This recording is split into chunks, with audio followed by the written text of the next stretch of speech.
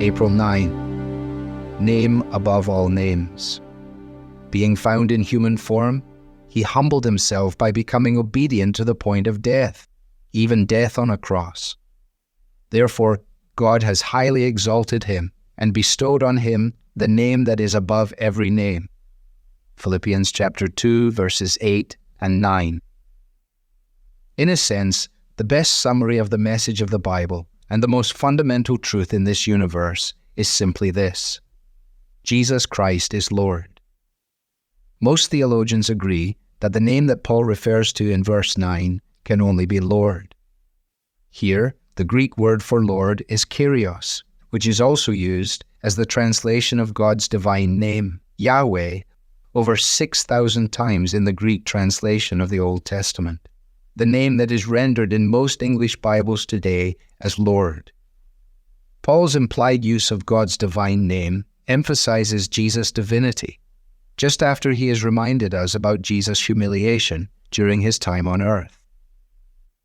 Comprising 4 consonants, YHWH, Yahweh is basically unpronounceable in Hebrew, and purposefully so, for Jews did not dare take this divine name of God upon their lips. Yet Yahweh, the indescribable God, came to earth as the incarnate Christ and revealed himself to men and women. He humbly went to the cross, and then he was raised to the highest place, his rightful place, and given this name above every name. Says one commentator, "He hath changed the ineffable name into a name utterable by man and desirable by all the world." In the one who bears this name, God's majesty is all arrayed in robes of mercy. Old Testament prophecy reinforces this idea again and again. In Isaiah 45, God gives a description that applies exclusively to himself. "There is no other God besides me, a righteous God and a Savior. There is none besides me." Paul, once an aggressive opponent of Christ and his followers, applies this very description to Christ, making an impressive declaration of his deity. He points out that Jesus has been publicly exalted to the position that was rightfully his, even before he came to earth to suffer humiliation on our behalf. He is now seated at the Father's right hand. His majesty is there for all who know him as Savior to see. His identity is unclouded and undoubted. God is the only Savior, and Jesus is that Savior, of whom it was said, "You shall call his name Jesus, for he will save his people from their sins."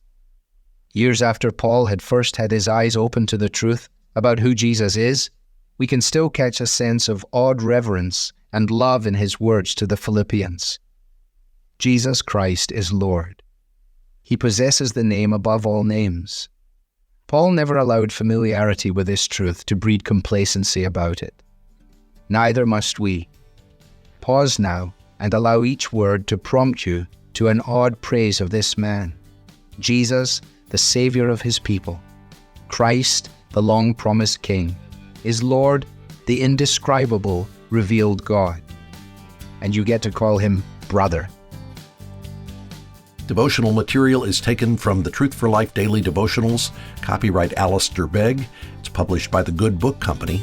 This reading was digitally created by Truth for Life and is used with permission. For more clear, relevant Bible teaching, visit truthforlife.org.